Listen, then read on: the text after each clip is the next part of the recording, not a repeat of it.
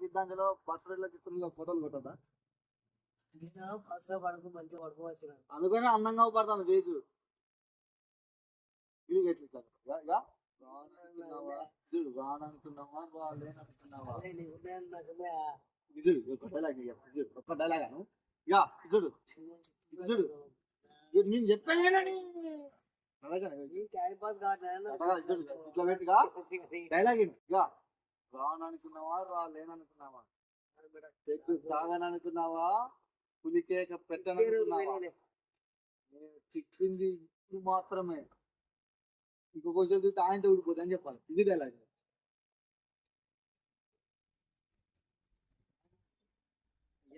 నువ్వే హాస్పిటల్ పడవి అడిగి ఉన్నాసా చెప్తాను